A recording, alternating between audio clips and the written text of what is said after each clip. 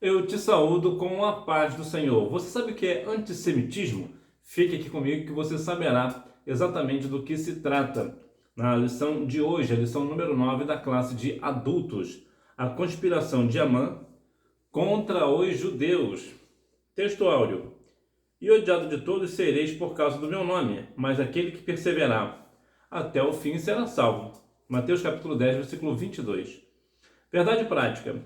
Quando nos tornamos agradáveis ao mundo, é sinal de que nossa fidelidade a Deus está em crise. Quando nós estamos agradáveis ao mundo, ou seja, estamos pactuando de tudo aquilo que o mundo nos oferece, é porque de fato nós estamos infiéis ao Senhor, porque certamente nós sempre iremos andar na contramão do mundo. Portanto, é importante que nós venhamos observar, analisar e pôr na balança esse negócio. Será que de fato eu estou andando de acordo com o mundo ou de acordo com Deus? Eu estou mais fiel ao mundo ou fiel ao Senhor? Nós devemos sempre estar ponderando este negócio para que nós venhamos sempre estar fiéis ao Senhor, porque como a Bíblia nos orienta, é impossível ter amizade com o mundo, ou melhor, quando nós temos amizade com o mundo, certamente nós temos inimizade com Deus. Aí vai de cada um. Quer ter amizade com o mundo ou amizade com Deus? Introdução. Nesta lição estudaremos a respeito do plano de Amã para exterminar todos os judeus do reino da Pérsia. Amã, ele era um homem perverso. Inclusive existe um grupo chamado Grupo Ramais, que até a grafia é parecida com Amã, né? É bem parecida a escrita, né? Será que tem algo a ver? Amã era um homem que queria exterminar todos os judeus das 127 províncias da Pérsia. Por quê? Isso era uma questão pessoal de Amã. Era algo dele, da parte dele. E muito por conta de Mardoqueu, que Mardoqueu não se dobrava a Amã.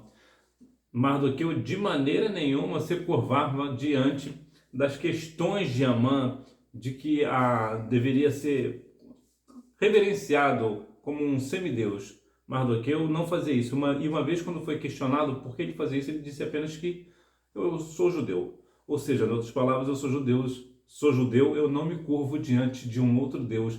Eu não dobro os meus joelhos diante de alguém que não é o Deus Todo-Poderoso. E Israel acabou sobrevivendo por uma providência divina que nós veremos na lição de hoje. O plano odioso de Amã. Intrigas e patologias do poder. Quem exerce autoridade em qualquer área da vida precisa agir com serenidade, sabendo que todos temos um Senhor nos céus. Abuso de poder leva à queda. Invejas e intrigas costumam reinar em todo tipo de grupo social, na igreja, na política, em todos os lugares existe esse negócio. Entretanto, mais do que dinheiro, é uma questão de poder. Existe uma questão muito curiosa. Recentemente, a mulher que está lá, que entrou no Joe Biden, é o atual presidente dos Estados Unidos. Ele desistiu da reeleição e entrou uma outra mulher no lugar dele. Entrou uma mulher no lugar dele. Esta mulher, ela conseguiu 200 milhões de dólares em doações. E você começa a se perguntar, se ela recebeu 200 milhões de doações, não era melhor ela pegar esse valor, dividir junto com com o partido ou coisa do tipo, que eu não entendo muito bem dessa parte da política. Eu nem sei se isso pode, na verdade. Você pode dividir, pegar esse dinheiro, não sei como funciona. Mas eu tenho certeza de uma coisa. Esses 200 milhões de dólares é muito mais do que ela receberá se ela for eleita. Em outras palavras, a política demonstra, nesse caso, que o importante nesse caso não é ter dinheiro. Porque se fosse dinheiro, ela pegaria os 200 milhões e desistiria também da presidência.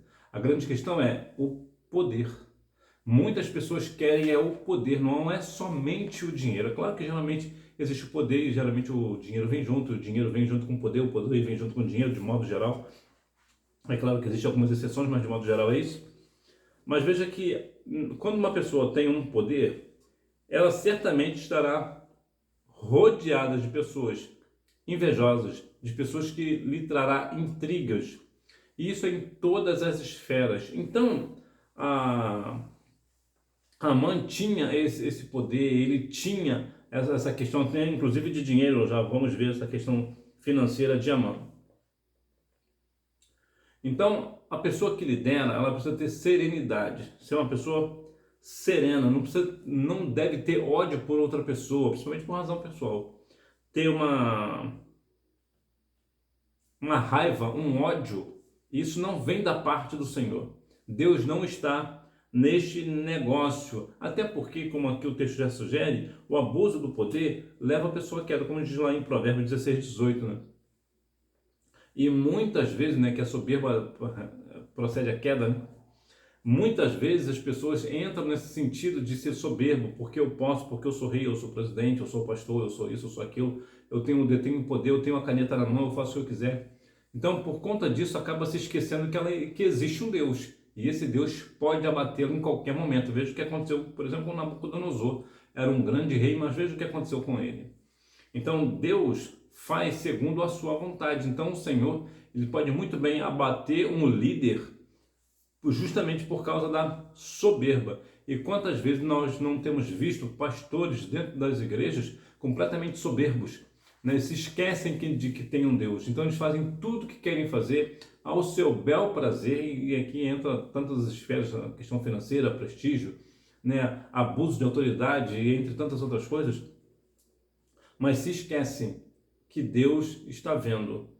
E como a Bíblia nos orienta, como diz lá em Naum capítulo 1, versículo 3, Deus não tem o culpado por inocente. Eclesiastes diz que tudo aquilo que nós plantarmos, nós também ceifaremos. Gálatas 6:7, tudo que eu me plantar, isso também ceifará. Obadias 15, a maldade que tu fizeste cairá sobre a sua cabeça. Então, tudo que a pessoa está plantando hoje na questão de soberba ou coisa do tipo, isso virá uma hora ou outra, mais cedo ou mais tarde, cairá sobre a cabeça da pessoa. A extensão do plano. Em todo esse território havia inúmeras comunidades judaicas. Amã planejou a destruição dos judeus de todo o reino de Assuero. Isso incluía até os que haviam retornado para Jerusalém. Tinham cerca de 50 mil judeus que tinham voltado para Jerusalém, junto com Zorobabel. E até esses também estariam no plano para serem exterminados, para serem mortos. Então veja que Amã planejou a destruição dos judeus de todo o reino de Assuero, que era como vemos aqui, a 127 províncias, 4.000 quilômetros de território, mais de 4.000 quilômetros de território. Então era um território muito vasto, muito gigante, era um grande império persa. E ali estavam cerca de milhares de judeus, e todos eles seriam exterminados pelo plano de Amã. Então veja até que ponto vai a crueldade humana, né? A soberba humana, né? A questão da maldade em si, né? O homem soberbo, maldoso, né? Perverso, que quer a todo custo se livrar de um povo, muitas vezes porque Mardoqueu, principalmente aqui no caso de Mardoqueu, tem essa questão de não reverenciar a ele. Então o que ele fez? Ele se aproveitou disso e criou um plano para acabar com os judeus, porque na verdade os judeus ali representavam como eu posso dizer? Um povo que estava indo contra ele, uma resistência, isso é a palavra, era uma resistência a Amã, porque assim que Mardoqueu não iria se curvar a Amã, os outros judeus também não. Então o que ele queria era o quê? Era ser reverenciado por todos. Como os judeus não reverenciavam, o que ele tinha que fazer? Acabar com os judeus. Isso era o plano dele. Astúcia e oportunismo. Amã convenceu Assuero escondendo sua verdadeira motivação, que era pessoal. Disse que havia um povo no reino que tinha leis diferentes e não cumpria as leis do rei. Existe uma questão aqui muito interessante que eu já havia falado, que Amã queria destruir os judeus por uma questão pessoal, que era essa questão pessoal que ele tinha com Mardoqueu, pelo fato de Mardoqueu não reverenciá-lo. Agora, preste atenção na narrativa de Amã. O que ele disse ao rei? Olha, existe aí no reino um povo que tem leis diferentes e não cumpre as leis do rei. Ou seja, ele estava dizendo algo. Ó, existe um povo aí, no meio desse povo seu aí, que é um povo que não te obedece. Olha, ele criando aqui uma contenda, disseminando ódio, né, a raiva, e escondendo, na verdade, a sua verdadeira motivação, que era pessoal. E quantas vezes hoje, principalmente no sentido político da palavra, quantas pessoas hoje não falam de uma forma, principalmente líderes, né, políticos de modo geral, eles falam uma coisa, mas na verdade eles estão escondendo a verdadeira motivação, que geralmente é uma motivação por ódio, por rebeldia ou por impostos que não são pagos ou coisas do tipo. Você observa, por exemplo, quando um governo começa a falar muito de questões financeiras, né, de taxar fortunas, por exemplo, uma das maiores estupidez que um político pode fazer é querer taxar fortunas. Por que isso? Porque quando se taxa uma fortuna, aquela pessoa que tem aquela fortuna leva aquela fortuna para um outro país, ela muda de país. Então, essa pessoa que tem uma fortuna, ela além de levar a sua fortuna para outro país, ela também leva o seu conhecimento para outro país. Então, o país da onde essa pessoa era acaba ficando empobrecido por conta desse negócio. E mesmo você taxar a fortuna, mesmo se essa pessoa não for para outro país, isso não resolve o problema. O grande problema de todas as nações é o Estado. O Estado não serve para nada a não ser para tirar nosso dinheiro com o nome de imposto. Na verdade, é essa daqui. E muitas vezes eles usam artimanhas de falar. Tem uma fala, por exemplo, que você certamente já ouviu, que geralmente os políticos dizem o seguinte: nós não vamos taxar as pessoas, vamos taxar as empresas. Eles falam muito isso. Mas a verdade é que quando um governo taxa uma empresa, essa empresa vai passar esse imposto para nós. A empresa não vai pagar, quem paga somos nós. Mas qual é a verdadeira motivação disso? A verdadeira motivação do político fazer isso é para ter mais dinheiro para gastar com as suas regalias. Então veja que aqui, se falando na questão do dinheiro, veja como Amã possuía muito dinheiro. Amã entregaria 10 mil talentos de prata, cerca de 350 toneladas de prata, para o tesouro real. Veja que grande artimanha ele fez com o rei. Ou seja, olha, rei, eu sou uma pessoa que quer o melhor para o reino, eu sou uma pessoa tão boa para o reino, porque se tu me der aí carta branca para eu acabar com esse povo que não te respeita, ainda assim eu vou te dar 350 toneladas de prata para demonstrar o meu amor pelo reino. Mas isso não era verdade.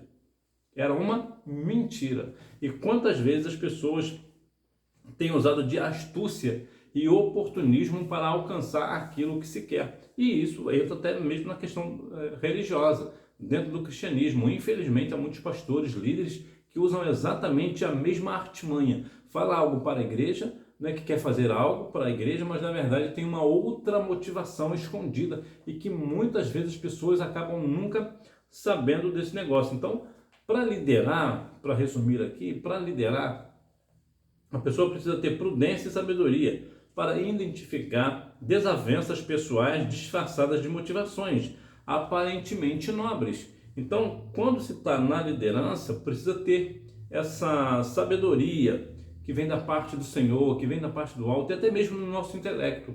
Nós percebemos algumas coisas, alguns comportamentos que parecem não ser espontâneos.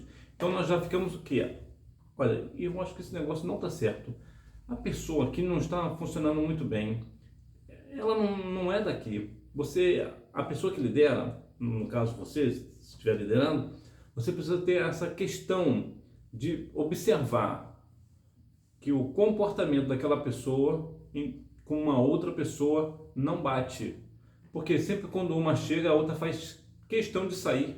Sempre faz questão de discordar daquela pessoa, independente se aquela pessoa tem razão ou não. Sempre discorda e você começa a observar, tem alguma coisa aqui que não está certa. Aí essa pessoa que sempre sai, fala assim: olha, eu preciso fazer isso com essa pessoa porque eu vou fazer o melhor para ela. Aí você pensa que é uma questão nobre, mas no fundo você sabe, não é uma questão nobre. Ele está usando de astúcia e oportunismo para acabar com essa pessoa, para tirar essa pessoa do grupo, para tirar essa pessoa da igreja, para tirar essa pessoa do nosso convívio. Então, a pessoa que lidera precisa ter essa sabedoria e prudência para identificar esse tipo de pessoas que vivem aí disseminando discórdia e inveja, né? Intriga, né? Sinopse: o plano odioso de Amã contra os judeus revela astúcia e oportunismo. A tristeza de Mardoqueu, dos judeus e de Esther. O pavor da violência. A ordem expressa era que destruíssem, matassem e lançassem a perder a todos os judeus, desde o moço até ao velho, crianças e mulheres, em um mesmo dia, e que todos os seus bens fossem saqueados. Observe que aqui Amã destilou aqui todo o ódio que possuía contra os judeus. Veja que ele não poupou nem mesmo as crianças, que Jesus certa vez falou, né? Deixar vir a meus pequeninos, que dos tais é o reino dos céus, né? Mateus 19:14. Né? Então veja que todo o ódio de Amã estava aqui inserido no texto, né? No texto do decreto de que acabaria com todos os judeus, velhos, moços e até mesmo crianças e mulheres. E outra questão, em um mesmo dia. Imagine se isso fosse concretizado, imagine quantos choros, né? Um sepultando daqui, outro sepultando de lá. Na verdade não haveria nem sepultamento, né? Porque na verdade, como seriam muitos, eles abririam lá um buraco ou jogariam lá de qualquer maneira. Então veja que a maldade de Amã, no coração de Amã, ele era extremamente perverso, tinha um ódio mortal contra os judeus, o que parece não mudar muito nos dias de hoje, né? As pessoas ainda costumam ter um certo ódio do povo judeu, né? Bebida, confusão e tristeza. Assuero e Amã puseram-se a beber. Os moradores de Suzã, contudo, ficaram confusos, certamente por não entenderem a repentina e esdrúxula ordem do rei. Mardoqueu entrou em profunda tristeza, rasgando suas vestes, vestiu-se de pano de saco, com cinza saiu pela cidade, clamando em alta voz e soltando gritos de amargura. Esther ficou muito aflita. Então veja aqui alguns pontos. Primeiro, que Assuero e Amã agora puseram a beber.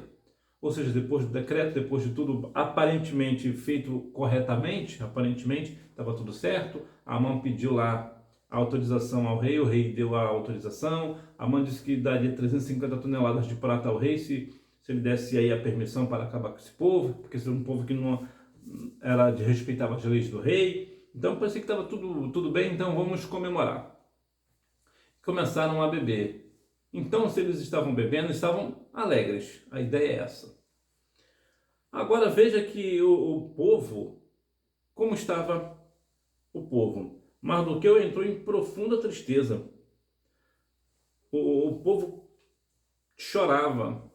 Esther ficou aflita. E aqui é uma questão muito curiosa sobre as mulheres. As mulheres geralmente, numa situação assim, elas ficam aflitas. Elas ficam muito aflitas. Então observe que há aqui uma questão de pavor da violência, principalmente por conta das mulheres. As mulheres, de modo geral, elas odeiam a violência, elas têm medo, né? Por qualquer situação, qualquer briga na rua, elas já se estremecem, já têm medo, elas já ficam aflitas, elas já pensam o pior. Então elas têm muito medo desse negócio. O homem, como já vem lá da nossa natureza, de modo geral, de uma certa resistência, porque de modo geral os homens saíam para caçar, fazer aquela coisa toda, então tinha um trabalho mais braçal, era mais violento no trato dos animais, por exemplo, para caçar e coisa do tipo. Então, para nós, a violência, apesar de ser ruim, em alguns casos ela se faz necessária. As mulheres, de maneira nenhuma, as mulheres querem sempre acabar com paz e amor, não, vamos conversar, vamos resolver isso na diplomacia, de modo geral, assim. Então qualquer coisa, qualquer briga que aconteça, as mulheres, de modo geral, tem essa questão de ficar aflita. Então veja aqui que a bebida trouxe aqui confusão e tristeza, né? Porque enquanto uns bebiam, outros estavam com confusão, né? Que o povo estava completamente confuso, não conseguiam entender o decreto do rei. Por que isso agora? Tantos anos aqui nunca houve um levantamento desse tipo contra o povo judeu. Agora, por que isso agora? Então, qual a razão? Né? Por que isso aconteceu? Porque para chegar a um ponto de matar todos os judeus, precisava ter uma motivação muito, muito séria. E não existia. Era só uma questão pessoal de Amã contra Mardoqueu. E também a questão da tristeza, né? Tanto da questão da rainha Esther, que ficou aflita, e também do próprio Mardoqueu. Somente Deus, né, para acabar com essa maldade humana, né? Crise e clamor. Mesmo dentre os que foram a Jerusalém, muitos se dedicaram a construir casas luxuosas, dando pouco valor à reconstrução do templo, como denunciam os profetas pós-exílicos, Ageu e Zacarias. Agora todos corriam o risco de ser exterminados. Veja que outrora eles tiveram uma oportunidade de reconstruir o templo e nem isso fizeram. Estavam mais voltados para suas casas, né, como diz lá no livro do profeta Ageu. Estavam querendo mais do Senhor, mas de fato eles não estavam verdadeiramente com seus corações voltados para o templo, para a reconstrução do templo. E agora vem um grande problema, que agora todos eles corriam um risco de serem exterminados da face da terra, porque muitas vezes precisamos experimentar crises para buscar a Deus de todo o coração. Isso aqui é uma pergunta muito coerente, muito interessante, porque muitas vezes nós passamos por situações, porque nós queremos, né? Vou te dar um exemplo prático.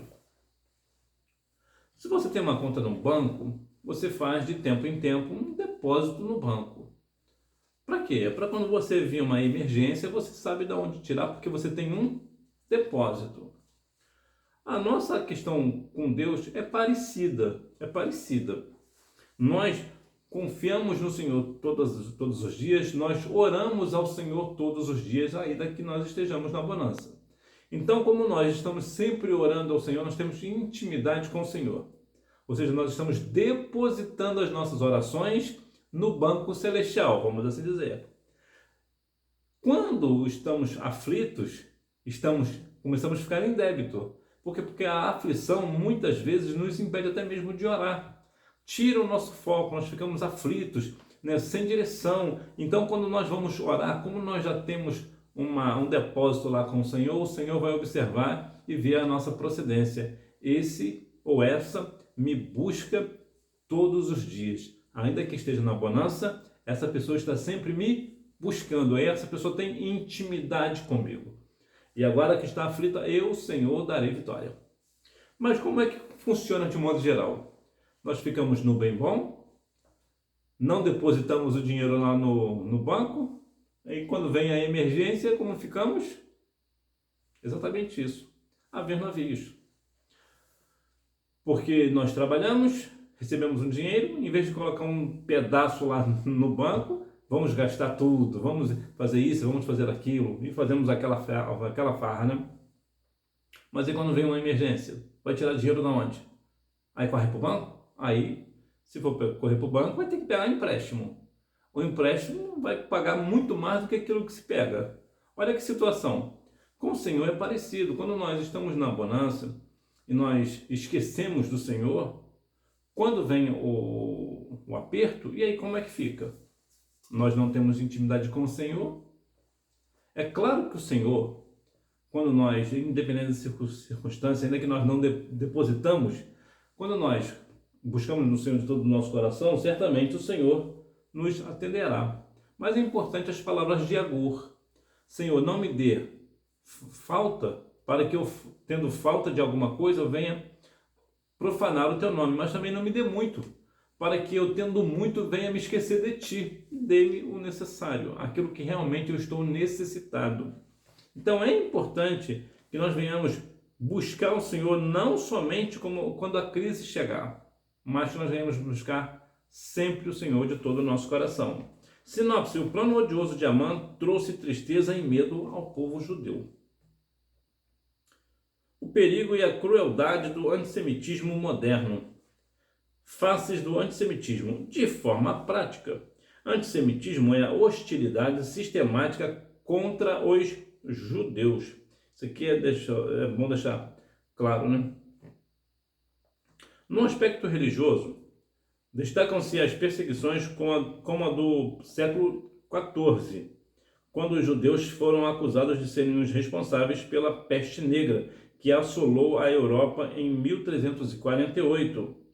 Aqui é uma questão interessante, para nós termos uma noção do que foi a peste negra. A atual pandemia que nós passamos, né, graças a Deus passamos, né, o Senhor nos deu vitória, perdemos muitas pessoas queridas, infelizmente, mas nós estamos firmes.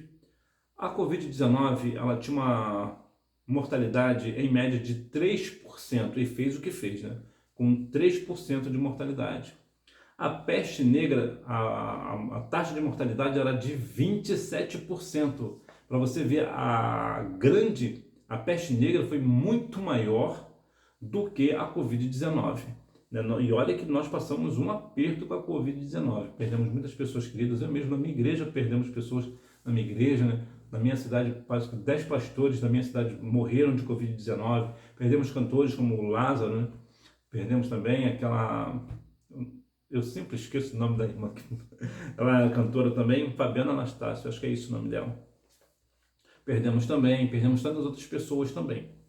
Entretanto, a peste negra foi 10 vezes, quase 9 vezes pior do que a pandemia da Covid-19. E os judeus, aqui como vemos, foram os culpados, né? Aparentemente os culpados. Nós sabemos que eles não tinham culpa nenhuma, mas puseram a culpa nos judeus. Na Espanha, por ordem do Papa Sisto IV, a partir de 1536, em Portugal, pela instituição oficial do Tribunal do Santo Ofício, pelo Papa Paulo III. O objetivo principal era combater o que chamavam de heresia judaica. Ou seja, de modo geral, os judeus sempre sofriam com essa questão de a culpa é sua. Então, aconteceu alguma coisa ruim no mundo, a culpa era dos judeus. Por quê? Porque eles tinham essa ideia de heresia judaica, né? Isso tudo aconteceu por causa da heresia judaica. E aqui cabe a questão do antissemitismo, que o que é? É ser hostil ao fato de uma pessoa ser um povo judeu. Se uma pessoa é judia, é um homem judeu, é uma mulher judia, então a pessoa já dá uma hostilidade a ela só por isso, só por causa da sua nacionalidade. Então veja que isso é algo completamente fora da curva, isso é antibíblico, não tem nada a ver com a palavra do Senhor, mas o que as pessoas fazem hoje, porque é judeu, então é porque está errado. Se veio, tem uma sociedade, vamos deixar aqui uma questão prática. Estamos numa sociedade, você mora na sociedade. Aí aparece um judeu, acontece alguma coisa de ruim na cidade, depois que aquele judeu veio, o que as pessoas falam? A culpa é do judeu. Essa é a ideia do antissemitismo, são completamente hostil. E milhões de judeus foram expoliados, torturados, execrados e mortos por não aderirem ao catolicismo e por questões econômicas e políticas. Então, porque eles não aceitaram o catolicismo, eles foram mortos e aconteceu tantas outras coisas, né? Como, por exemplo, Adolf Hitler, né? o austríaco Adolf Hitler matou cerca de 6 milhões de judeus também. Então veja que grande a crueldade contra os judeus apenas por eles serem judeus. O antissemitismo nacionalista e racial. O povo judeu era apontado como culpado pelas crises econômicas de países do leste europeu, levando-os a reagir violentamente contra as comunidades judaicas. Durante a Segunda Guerra Mundial, Adolf Hitler protagonizou o antissemitismo racial ao proclamar a superioridade da raça ariana. O Holocausto exterminou 6 milhões de judeus em toda a Europa. Em outras palavras, Adolf Hitler, esse antissemitismo racial, ele foi hostil por causa da raça dos judeus. Então veja que inclusive aqui foi implantada a tal da eugenia, né? Que é outra questão também perversa, cruel, é um racismo, né? A eugenia é um racismo. Então veja que o povo eles foi muito torturado e tudo era culpa dos judeus. Então eles, inclusive no leste europeu, questões, crises econômicas, nós vemos que verdadeiramente as pessoas parecem não pensarem, não entenderem certos pontos. Imagine que você vai ser hostilizado só porque você é do Brasil, só por você ser brasileiro. Você vai para uma nação e você será hostilizado lá só porque você é brasileiro, você vai ser morto só porque você é brasileiro. Veja que até que ponto chega a estupidez humana. Então aqui no caso dos judeus, é de uma estupidez sem tamanho, matar alguém, ferir alguém só por uma questão de nacionalidade. É algo que, sinceramente, às vezes me falta palavras para ver tanta estupidez humana. Albert Einstein certa vez disse o seguinte: só existem duas coisas infinitas, o universo e a estupidez humana. E quanto ao universo, eu não tenho certeza. Verdadeiramente, a estupidez humana parece não ter limite. Antissemitismo hoje. O mais brutal da história recente ocorreu em outubro de 2023. 5 grupos palestinos armados uniram-se ao Hamas e, a partir da faixa de Gaza, atacaram Israel por ar, terra e mar, cometendo barbáries inimagináveis contra civis e deixando cerca de 1.200 mortos, além de levar cerca de mais de 200 pessoas reféns. Então veja que aqui eles fizeram o quê? Se uniram, né, ao Hamas, que inclusive o nome Amã e Hamas é parecido, né? E eles fizeram o quê? Atacaram Israel. Por quê? Porque Israel, eles querem acabar com Israel. A vontade do grupo Hamas é acabar com Israel. E infelizmente aqui no Brasil, algumas pessoas, de uma forma, eu não sei se inocente, mas acabam defendendo o grupo Hamas. O grupo Hamas é um grupo terrorista. E quando eles invadem, como invadiram o caso de Israel, eles não querem saber se vão matar crianças ou se vai matar adultos, idosos. Para eles não importa, não tem nenhuma importância a vida humana se ela for de Israel. Para eles não tem nenhuma importância. A ideia do Hamas é acabar com o povo de Israel. Então, quando o povo de Israel ataca, né, contra-ataca o Hamas, certamente vai morrer da mesma maneira. E o que a grande mídia diz, né? Diz que o grupo de Israel está matando crianças inocentes. Ora, Israel está matando pessoas inocentes? Mas por que está? Porque eles foram atacados primeiro. Como não dá para direcionar um míssil ou coisa do tipo para matar somente pessoas militares do Hamas, é impossível de fazer isso, eles se defendem. É o mesmo que acontece entre a Rússia e a Ucrânia. Existe uma guerra lá, a Rússia invadiu a Ucrânia de uma forma covarde e a Ucrânia faz o quê? Apenas se defende. Então é claro que vai matar algumas pessoas inocentes. Isso aí não é inevitável. Mas infelizmente algumas pessoas, até mesmo cristãs, acabam defendendo a Rússia e defendendo o grupo Hamas. Não compreendem, não conseguem compreender que na verdade quem está errado é o grupo Hamas e não Israel. Israel apenas se defende. Enquanto ninguém invade Israel, Israel não invade ninguém, Israel fica sossegado. Então há uma questão, né, é a forma do antissemitismo hoje. As pessoas não conseguem compreender este ponto. Né? Sinopse: o antissemitismo moderno é perigoso e cruel. Conclusão: o antissemitismo não se revela apenas através dos atos hostis, mas também de apoio aberto ou posturas complacentes aos inimigos de Israel, como os grupos terroristas, ou ainda por meio de críticas sistemáticas aos atos de defesa israelenses, pintando o país como o vilão da história. O que foi o que eu acabei de dizer? O Israel não é o vilão da história. Na verdade, Israel é a vítima, apenas se defende, como pode, né? Então veja que o antissemitismo também não é só a questão dos atos hostis diretamente ao povo, né? Mas também na questão de se aliar a grupos, como inclusive o grupo Hamas, né? Que é um grupo terrorista.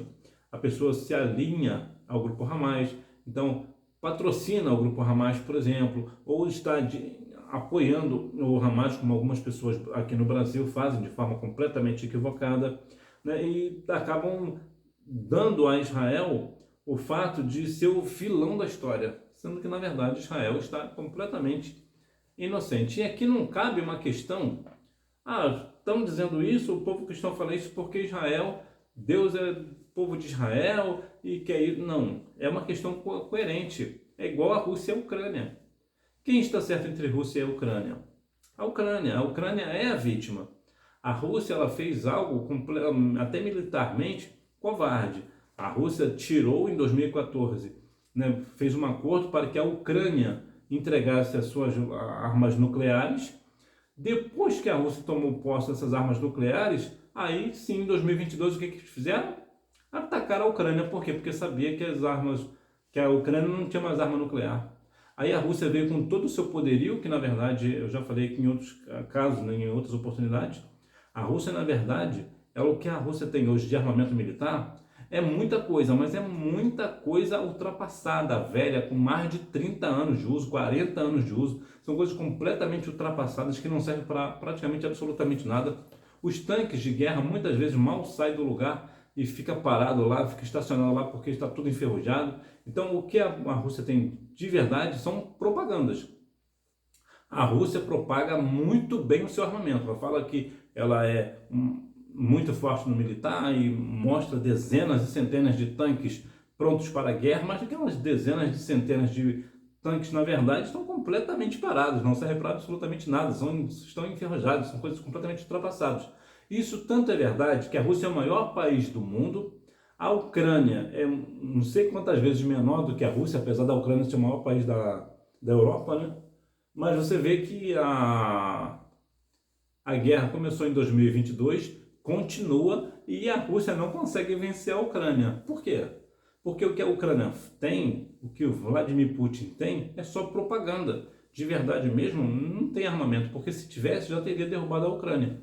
Mas de qualquer forma, importante a Rússia está completamente equivocada. Ela quer tomar posse do território ucraniano para agregar ali a antiga União Soviética. Porque é o sonho de Vladimir Putin, né? Tomar de volta os países que faziam parte da União Soviética e assim dominar esses países. Então é uma questão de ego, de soberba. Mas como já foi falado aqui, Provérbio 16, 18, né? Um dia ele vai acabar caindo. Por quê? Porque a soberba precede a queda. Revisando o conteúdo. Número 1. Amã planejou a destruição dos judeus de todo o reino de Assuero. Este é capítulo 3, 6. Isso incluía até os que haviam retornado para Jerusalém. Número 2. Amã convenceu Assuero escondendo uma verdadeira motivação, que era pessoal. Disse que havia um povo no reino que tinha leis diferentes e não cumpria as leis do rei. Por isso convinha que fossem exterminados. Esther 3:8. É importante notarmos também, porque de certa forma, Amã aqui nesse ponto não estava errado.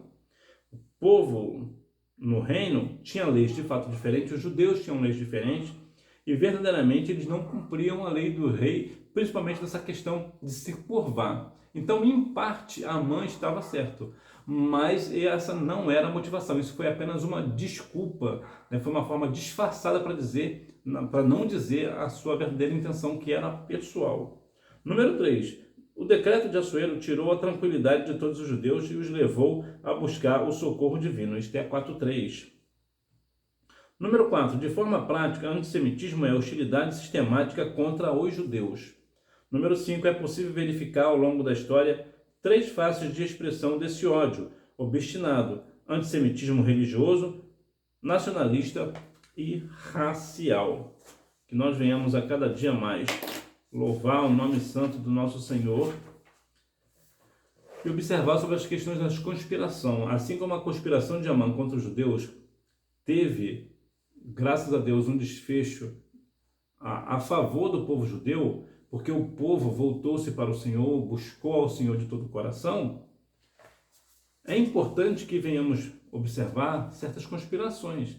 Às vezes você, por exemplo, você que está na liderança de departamento, ou de obreiros, ou mesmo pastor, ou líder de uma congregação, é importante você observar quando alguém vem trazer algo para você, você precisa analisar com a verdade, com as provas, porque muitas vezes as pessoas chegam para você dizendo uma coisa que não é verdade, como é o caso de Amã. Amã falou uma verdade, mas estava ali inserida uma mentira. Ele falou que nós chamamos de sofisma, né? Sofisma é quando uma pessoa fala algumas verdades, mas insere ali uma mentira. Foi exatamente o que Amã fez. Então, é importante observar para que você não seja enganado e manipulado e acaba tomando uma decisão equivocada. Quando alguém chega para você falando algo, é bom você sempre tomar uma decisão. Como é a questão prática, né? Que certa vez um irmão estava tomando guaraná num bar e outro irmão passou e disse para o pastor que ele estava tomando cerveja. E olha que situação, né? Então, quando foram chegar e o pastor foi falar, ele não, eu estava tomando guaraná. Aí foram ver que na época o guaraná e a cerveja, a embalagem era de fato parecida. Então é interessante quando alguém chega para você para falar, olha, fulano de tal tem tal pecado assim e assim. Observe, analisa para que você não tome uma decisão precipitada e errada, acaba sendo enérgico com uma pessoa completamente inocente. Então tenha cuidado, você que está aí na liderança, para que você não entre nessa questão de conspiração. Que Deus em Cristo continue abençoando a sua vida e você me vê na próxima aula, se Deus quiser. Tchau!